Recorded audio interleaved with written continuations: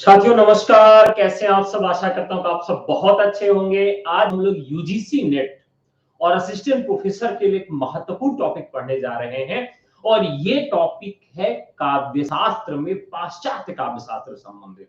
यानी कि जब हम साहित्य के पहले की बात करते हैं तो वह वांग्मय के रूप में था और वांग्मय का जब हम विवेचन करते हैं तो वह विभक्त हो जाता है साहित्य, शास्त्र और वार्ता के रूप में। और पुनः शास्त्र में हम देखते हैं तो एक भाग उसका हमें मिलता है जिसे हम काव्य का शास्त्र कहते हैं, यानी कि काव्य शास्त्र। और काव्य शास्त्र को हम दो भागों में विभक्त करके पढ़ते हैं, एक पाश्चात्य काव्य शास्त्र और एक भारतीय काव्य शास्त्र।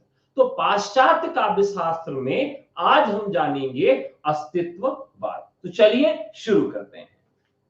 देखिए ये एक ऐसा टॉपिक है जिस पर आपको बहुत सारे वीडियो मिल जाएंगे, किताबों में भी खूब आपको मिल जाएगा, लेकिन स्पष्टता नहीं होती है अस्तित्ववाद को लेकर। तो आज मेरा पूरा प्रयास रहेगा कि आज मैं आपको ऐसा अस्तित्ववाद पढ़ाऊं कि जिंदगी में आपको कभी न भूले। ठीक है, अस्तित्ववाद ये आज का है। अस्तित्ववाद में एक शब्द जो जुड़ा हुआ है वो है अस्तित्व। तो अस्तित्व और धनवाद,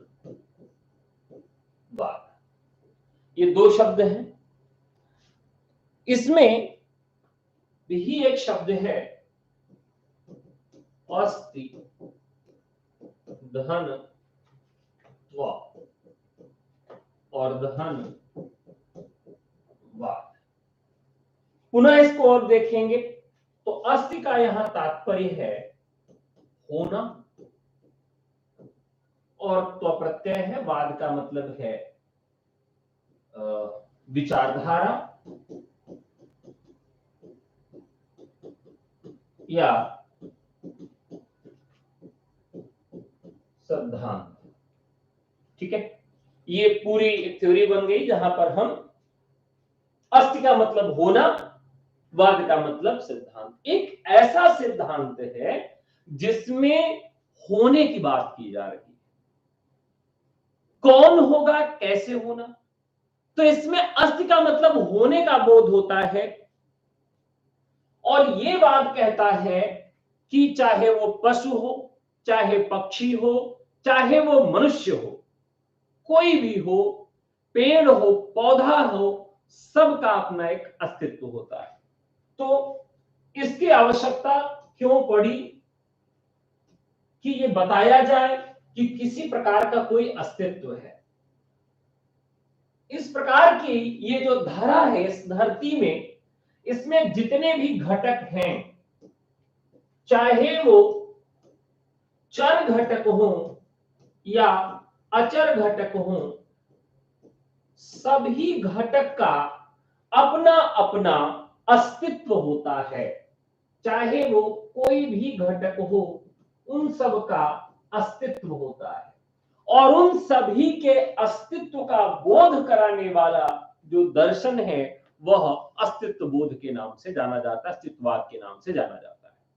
दरअसल जो लोग टीजीटी पीजीटी की तैयारी कर रहे हैं, सीधे तौर पर तो यह जरूरी नहीं है उनको पढ़ना, लेकिन अगर आप प्रयोगवाद को समझना चाहते हैं, अगर आप अज्ञेय को समझना चाहते हैं, तब आपको अस्तित्ववाद पढ़ना ही पड़ेगा और बिना इसके काम नहीं चल सकता है। क्योंकि अज्ञेय का जो सिद्धांत है, अज्ञेय के साथ साथ पूरे प्रयोगवाद का जो सिद्धांत है, वो कहीं ना कहीं इसी पर निर्भर है, इसी के ऊपर डिपेंड है। तो चलिए आज की इस कक्षा में हम लोग जानेंगे कि अस्तित्ववादी दर्शन क्या है और उसका साहित्य पर क्या प्रभाव पड़ा है। चलिए, तो आज की कक्षा बहुत ही इंटरेस्टिंग होने वाली है, बहुत मजेदार होने वाली है और बहुत ही सहज ढंग से मैं इसको समझाने वाला हूं। सबसे पहले हम देखते हैं कि इसकी आवश्यकता क्या पड़ी, क्यों इसकी आवश्यकता हुई। दरअसल एक शब्द आता है हीगल का। हीगल हीगल एक दार्शनिक है और उसे अधिनायकवाद का पिता या जनक कहा जाता है, या बहुत सारे लोग इसे आदर्शवाद का भी जनक कहते हैं। इसे अधिनायकवाद या आदर्शवाद का जनक कहते हैं। पाश्चात्य में हीगल ने 3 सिद्धांत मिला जुला कर दिया, एक द्वंद्ववाद, एक प्रगति की धारणा तथा राष्ट्र संबंधी विचार। ये 3 चीजें उसने दी और वह व्यक्ति की तुलना में राज्य को अधिक महत्व देता है और वो बताता है कि जो विश्वात्मा है, जो ईश्वर है, उसकी जो चरम अवस्थिति है वह संसार है। ध्यान से समझिएगा, यानी कि जो विश्वात्मा है, विश्वात्मा यानी कि जो ईश्वर है, उसकी जो चरम निर्मिति है वो क्या है? संसार है। और संसार जो चरम निर्मिति है, ईश्वर क्या करता है? सबको जिस तरीके से चाहता है वो कठपुतली की तरह नचाता है। यानी कि ईश्वर जो चाहेगा वही होगा। हम सब प्यादे हैं, हम सब कठपुतलियां हैं, हमें संचालित करने वाला कोई और है, कोई और सत्ता है। तो हीगल ने इस प्रकार की धारणा अपने दार्शनिक सिद्धांतों के माध्यम से स्थापित करने का प्रयास किया कि ईश्वर जो है वही सब कुछ है और वो जैसा चाहेगा उसी तरीके से होगा। हम लोग इसमें कुछ नहीं कर सकते, हम लोग प्यादे हैं, हम लोग कठपुतलियां हैं। और ये धारणा पाश्चात्य में चल रही थी। इस धारणा के विरुद्ध अस्तित्ववाद का जन्म होता है। किसका जन्म होता है? अस्तित्ववाद का जो जन्म है वह इसके विरोध में होता है। और क्यों विरोध में होता है? क्योंकि ईश्वर की वजह से मनुष्य स्वतंत्र नहीं रह गया था, ईश्वर से मनुष्य की स्वतंत्रता बाधित हो गई थी, जिसकी वजह से यह दर्शन आया। यानी कि अब मनुष्य कैसे स्वतंत्र रहा? नहीं रहा। मनुष्य की स्वतंत्रता किसके हाथों में है? ईश्वर के। यानी कि अपना वो भाग्य नहीं लिख सकता है, वह कुछ हट के अलग कर नहीं सकता है। तो हर बात पर जर्मनी के 16 भाग कर दिए गए, छोटे छोटे देश बना दिए गए, मैक्सिको जैसे। तो कहा भाई कैसे भी एक होगा, कहा ये सब तो ईश्वर के हाथ में है, वही करता धरता है, हमारे भाग्य में नहीं, हम नहीं कर सकते। हर बात पे ईश्वर को लाके खड़ा कर देना और मनुष्य की स्वतंत्रता को बाधित होते देखना अस्तित्ववादी दर्शन के जन्म का एक प्रमुख आधार बना। और फिर अस्तित्ववाद का जन्म होता है और इस अस्तित्ववाद की 2 धाराएं आ गई। कितनी धाराएं आ गई? 2। एक धारा ऐसी थी जो ईश्वरवादी थी, ईश्वरवादी, और दूसरी धारा थी निरीश्वरवादी। ठीक है, इस प्रकार से अस्तित्ववाद की 2 धाराएं आई, एक ईश्वरवादी और दूसरी थी निरीश्वरवादी। समझिएगा ध्यान से, एक में ईश्वर की सत्ता की आवश्यकता है और एक में ईश्वर की सत्ता की आवश्यकता नहीं है। अब जो ईश्वरवादी दर्शन है इसमें कौन कौन से लोग हैं? ईश्वर है इसमें, इसमें संसार में निरर्थक जीवन को सार्थक सारपूर्ण बनाने के लिए निष्ठा तथा ईश्वर में आस्था की अनिवार्यता है। तो 2 लोग आते हैं, सोरेन कीरकेगार्ड। सोरेन कीरकेगार्ड। तो यहां से एक प्रश्न पूछा जाता है कि निम्नलिखित दार्शनिकों में से कौन अस्तित्ववादी है या कौन नहीं है? तो मूल में ये सभी अस्तित्ववादी हैं, ईश्वरवादी और निरीश्वरवादी। लेकिन प्रश्न में अलग अलग भी पूछ सकता है कि कौन ईश्वरवादी है और कौन अनिश्वरवादी है। और गैब्रियल मार्शल भी इसमें आते हैं। गैब्रियल मार्शल, ये दो नाम आते हैं जो कि ईश्वरवादी में आते हैं। वो चाहते हैं अगर आप अपने जीवन को बदलना चाहते हैं तो आपको ईश्वर में निष्ठा रखनी पड़ेगी। ईश्वर में यहां निष्ठा अनिवार्य है। तो यहां हम लिख लेंगे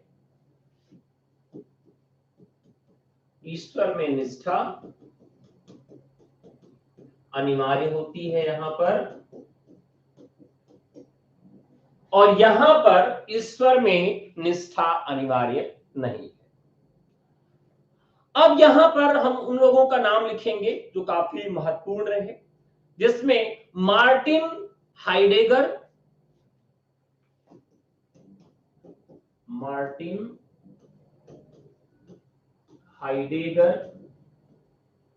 जिसमें सबसे ज्यादा नाम आता है वो आता है सार्त्र का, ज्यापाल सार्त्र।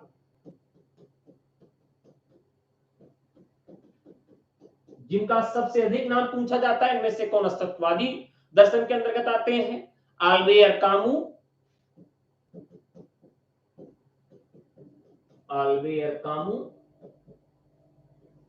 और एक और आते हैं जिनका नाम सबसे अधिक पूछा जाता है, जिनका नाम है नीत्शे। नाम क्या है? नीत्शे। ठीक है, इतना आपने समझ लिया। यहां पर एक घोषणा हो चुकी थी कि ईश्वर जैसी कोई सत्ता नहीं है और इनके मामले में ईश्वर नहीं होता। ठीक है, चलिए अब आपको एक कहानी बताता हूं। बहुत ही प्यारी महत्वपूर्ण कहानी है, आप ध्यान से सुनेंगे, आपको हमेशा के लिए पूरा कॉन्सेप्ट समझ में आ जाएगा। दरअसल मैं अभी जर्मनी की बात कर रहा था। कहां की बात कर रहा था? जर्मनी। जर्मनी में एक प्रोफेसर साहब थे जो कि दर्शन शास्त्र पढ़ाते थे और उनका नाम था नीत्शे। जर्मनी के प्रोफेसर थे और पढ़ाते क्या थे? दर्शन शास्त्र विभाग में थे। ये बड़े निराश रहते थे, बहुत दुखी रहते थे, क्योंकि जो हीगल का आदर्शवाद था, जो हीगल का द्वंद्ववाद था, जो हीगल का था कि ईश्वर ही सब चीजों का नियामक है, इससे दुखी रहते थे। और उस समय सारे विश्वविद्यालयों में जो छात्र हुआ करते थे वो हीगल के दर्शन पे ही काम करते थे। उस समय जर्मनी की स्थिति बुरी थी, जर्मनी को 16 भागों में विभाजित कर दिया गया था, तो हीगल इससे बहुत परेशान रहते थे। एक दिन उन्होंने क्या किया कि एक डंडा उन्होंने लिया और उस डंडे को लेकर आए और उन्होंने बीच चौराहे पर एक पुतला जलाया और उस पुतले को जलाकर उस डंडे से वो पीटने लगे और वहीं पर वो लाठी लेकर खड़े रहे। अब विश्वविद्यालय के कुछ छात्र, दर्शन के कुछ छात्र वहां पहुंचे और उन्होंने पूछा कि अरे गुरुजी आप यहां कैसे? कहे भाई बस खड़ा हूं। कहे और हाँ आपके हाथ में लाठी क्यों है? तो कहे ये ईश्वर को मैंने मार डाला। उन्होंने क्या कहा कि मैंने आज इस लाठी से ईश्वर को मार डाला, आज से ईश्वर मर गया। कहे अरे ईश्वर को मार डाले कैसे? कहे ये देखो, ये मैंने ईश्वर को मार डाला है और इसी लाठी से मैंने ईश्वर को मारा है। ईश्वर आज के बाद खत्म, खल्लास। कहे कि अब बताओ, अब हमारे देश की स्थिति देख रहे हो कि जर्मनी को 16 भागों में बांट दिया गया है, इसको कौन एक करेगा? तो पहले बच्चे कहा करते थे कि ईश्वर ने किया है, ईश्वर ही एक करेगा, हमारे हाथ में कुछ नहीं है। और नीत्शे ने उसी दिन से घोषणा कर दी कि ईश्वर मर गया है, ईश्वर अब नहीं रहा, अब कौन करेगा? तो बच्चों में से एक बच्चा बाहर निकला और उसने कहा कि मैं करूंगा। तो कॉन्सेप्ट ये था कि पूरे का कि ईश्वर के रहने के कारण मनुष्य की जो स्वतंत्रता थी, मनुष्य का जो अस्तित्व था वो खतरे में पड़ गया था, और इसी खतरे को बाहर निकालने के लिए इस तरह का दर्शन निकल कर आता है। फटाफट आप लोग बता दीजिए कि अस्तित्ववाद थोड़ा बहुत समझ में आया कि नहीं। ये मैंने एकदम सरल और बेहद सरल तरीके से आपको बातों को बताया है। अब थोड़ा कठिन बातें भी और साहित्य से जुड़ी बातें भी आपको बताऊंगा। तो एक बार फटाफट आप लोग कमेंट करके बता दीजिए, जितने लोग देख पा रहे हैं, कि आपको अस्तित्ववाद की पृष्ठभूमि समझ में आ गई कि नहीं आई, अस्तित्ववाद के पीछे का कारण समझ में आ गया कि नहीं आ गया। ठीक है। बड़ा कंफ्यूजन ये भी आपको मिलेगा कि कौन अस्तित्ववादी है और कौन अस्तित्ववादी नहीं है। तो धार्मिक आस्था और धार्मिक अनास्था के आधार पर दो भागों में हमने इनको बांट दिया था। कैथोलिक और प्रोटेस्टेंट दो थे, वो जो धार्मिक थे, और बाकी लोग जो ईश्वर पर विश्वास नहीं करते थे उनको हम इस श्रेणी से बाहर रखते हैं, अनिश्वरवादी के अंतर्गत इनको रखते हैं। ठीक है। तो मुझे लगता है कि आप लोगों को समझ में आ गया है। अब हम आगे की बात अपनी जारी रखते हैं। चलिए, अस्तित्ववाद दरअसल है क्या? अस्तित्ववाद अंग्रेजी का जो एक शब्द है एग्जिस्टेंसनिज्म, तो एग्जिस्टेंस जो होता है, जो व्यक्ति का स्व है, जो व्यक्ति का अस्तित्व है, उसी का हिंदी रूपांतर शब्द है। 20वीं शताब्दी के अत्यंत लोकप्रिय दार्शनिक और साहित्यिक धारा रही है। अपने मूल स्वरूप में अस्तित्ववादी दार्शनिक पद्धति जो है वह साहित्य के गहरे रूप में प्रभावित करते हुए देखी जाती है। इस चिंतन का जो शरण या मूल शख्स जर्मन दार्शनिक हर्शेल तथा हेडेगर को माना जाता है। इस चिंतन को दो रूप में मैंने बताया आपको, और कीरकेगार्ड भी इसके अंतर्गत आते हैं। इस चिंतन की विभिन्न अंतरधाराओं का जो सगुंफन है वो फ्रांस में हुआ था, थोड़ा सा आगे जो बढ़ा था। ज्यापाल सार्त्र भी इसके अंतर्गत आ जाते हैं। तो अब हम यहां जानेंगे कि इनका साहित्य पर क्या प्रभाव पड़ा और इसका स्वरूप क्या था और किस तरीके के प्रश्न हमारे यहां इनसे संबंधित पूछे जाते हैं, और इसकी विशेषताएं क्या थी यह भी हम इसी कक्षा के अंतर्गत जानने का प्रयास करेंगे। तो चलिए थोड़ा सा और नोट कर लेते हैं इसकी विशेषताओं पर। यह व्यक्तिगत स्वच्छंदता पर बल देता है। व्यक्तिगत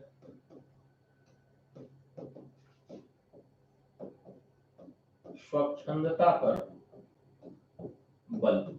तो यह विचारधारा क्या करती है? व्यक्तिगत स्वच्छंदता पर बल देती है। ये 18वीं शताब्दी के आसपास का मानवतावादी दर्शन है, यानी कि सबके केंद्र में मनुष्य है।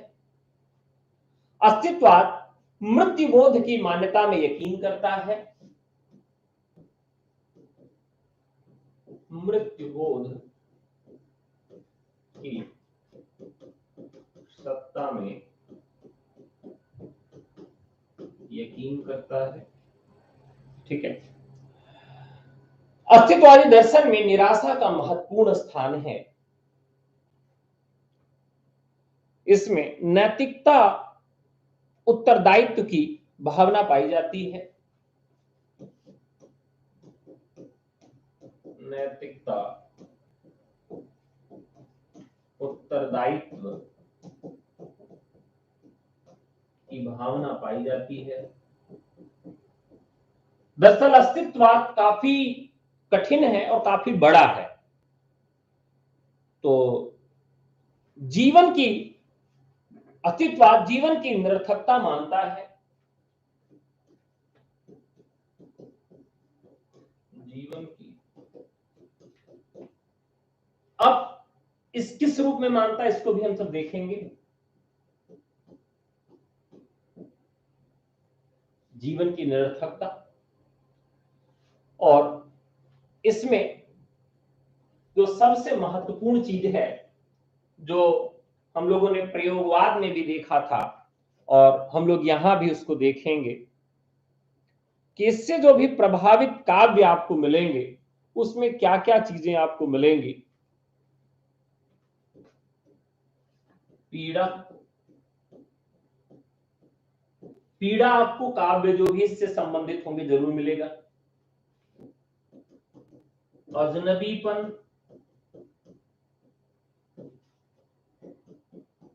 एकाकीपन, ये सब आपको इससे संबंधित काव्य में जरूर मिलेगा। संत्रास,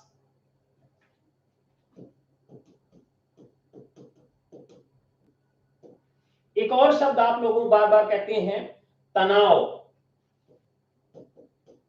तो मानवीय तनाव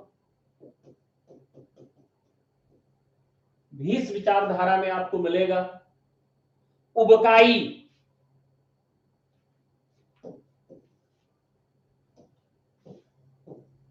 उबकाई, भावों की अभिव्यक्ति,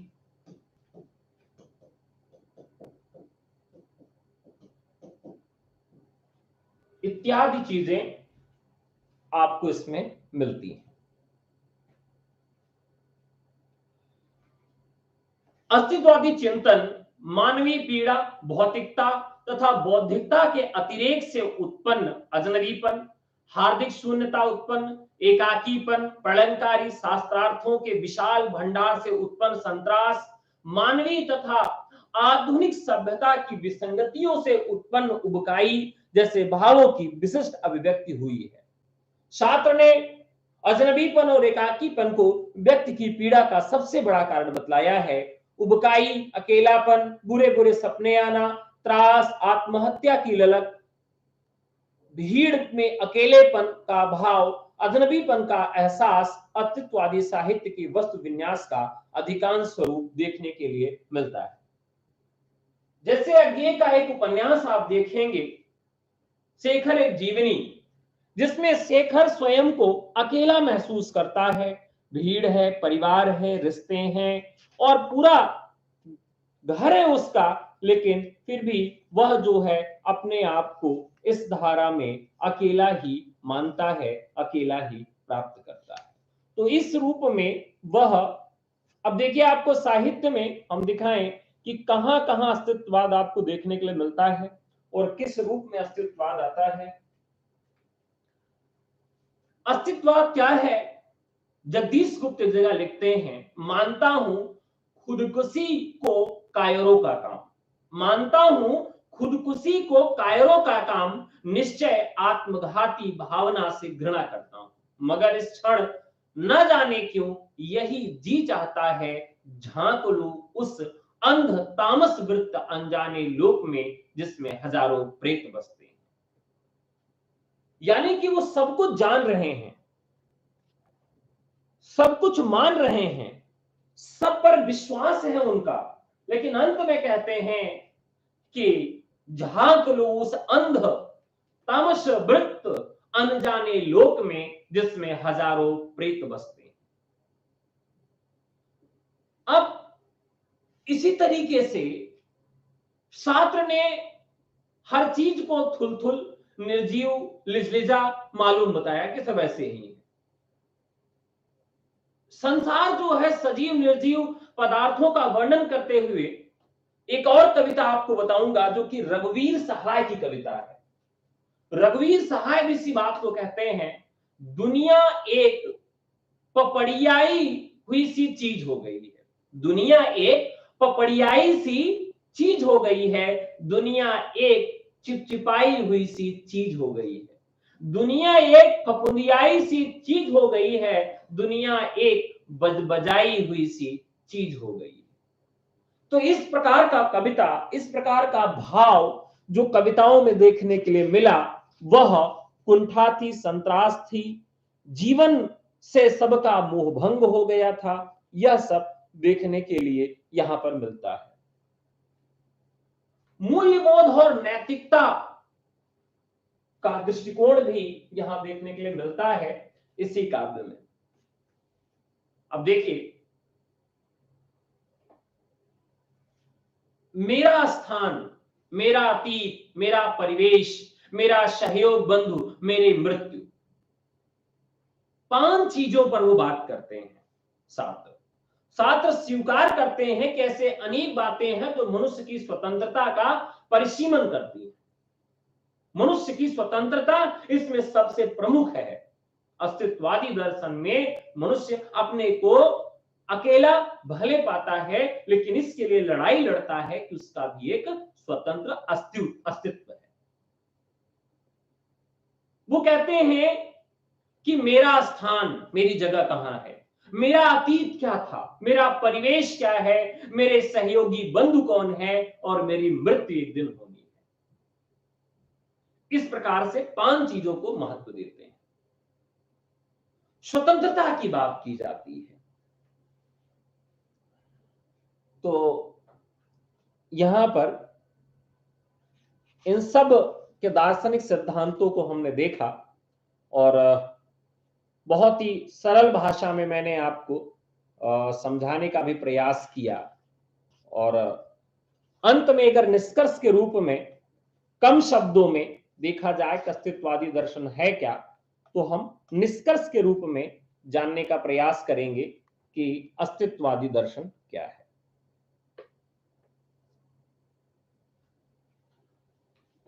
निष्कर्ष,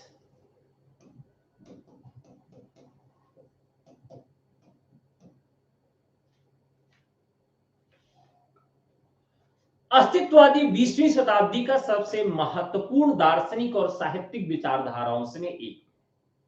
इसमें विश्व की विभीषिका से संत्रस्त मनुष्य के दुख, दर्द और संत्रास को वाणी दी है। इसमें मनुष्य को आप्त मानवीय परिवेश से प्रति जागृत रहने की भी प्रेरणा दी गई है। अस्तित्ववाद ने यह बताया कि कृत की रचना और परिणाम की जिम्मेदारी रचनाकार की है। सबसे महत्वपूर्ण यह है कृति, यानी कि कोई रचना जो है, कृत की रचना और परिणाम, कृत की रचना और परिणाम की जिम्मेदारी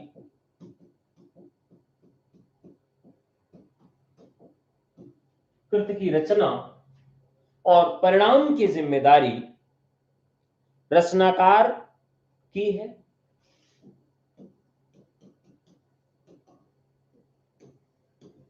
ठीक है, पहला, 20वीं शताब्दी का मुख्य दर्शन है, यानी कि यह 20वीं शताब्दी का एक महत्वपूर्ण दर्शन माना जाता है।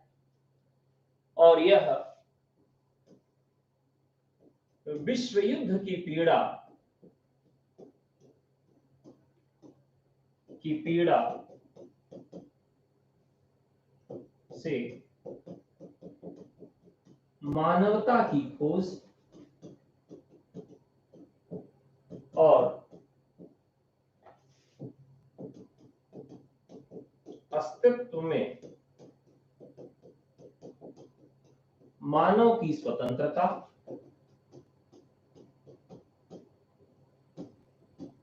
की खोज है। मानव की स्वतंत्रता की पहल है। तो यानी कि वो मानव को स्वतंत्र भी करना चाहते हैं। विश्व युद्ध का जो समय था उससे भी ये बहुत परेशान है। अस्तित्ववाद जो होता है यह गहनता और समग्रता के प्रति सजग किया जाए, वास्तविक स्वरूप का स्मरण दिलाया जाए। यह दर्शन हमारे अस्तित्व के अंतराल का स्पर्श करता है।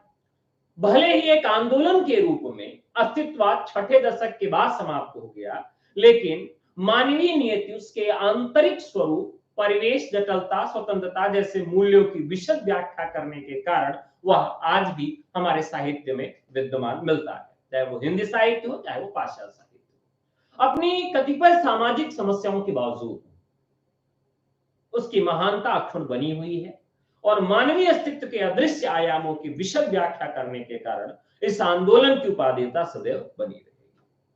तो यह मानवीय स्वरूप को समग्रता से विश्लेषित करने के कारण प्रासंगिक है। इसके केंद्र में कौन है? मनुष्य है और मानवता है। मानवता को समग्र रूप में विश्लेषित करता है।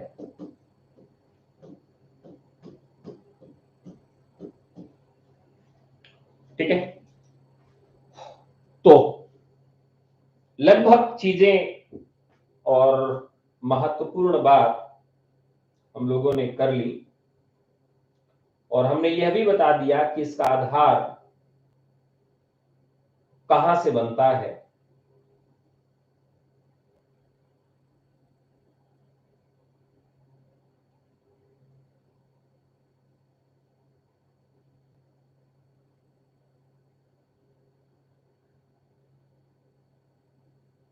ठीक है, तो लगभग आप सबको समझ में आ गया होगा। किसी का कोई डाउट हो तो आप अपने क्वेश्चंस पूछ सकते हैं।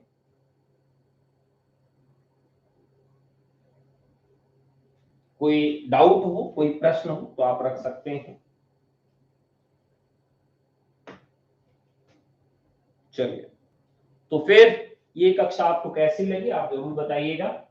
यूजीसी नेट और असिस्टेंट प्रोफेसर के बैच से जुड़ने के लिए आप हमें व्हाट्सएप कर सकते हैं 96 28 95 92 37। ये कक्षा कैसी लगी जरूर बताइएगा। अच्छी लगी हो तो अपने मित्रों के साथ शेयर भी करिएगा। और पर डे हम लोग एक टॉपिक इस तरह से सॉल्व करेंगे। जो पाश्चात्य काव्यशास्त्र के सिद्धांत हैं वहीं से हम लोग शुरुआत कर रहे हैं। कल एक और बेहतरीन महत्वपूर्ण सिद्धांत पर कल अच्छे से चर्चा की जाएगी। ठीक है, तो मुझे दीजिए इजाजत, कल पुनः आपसे मुलाकात होगी। तब तक नमस्कार, जय हिंद, धन्यवाद।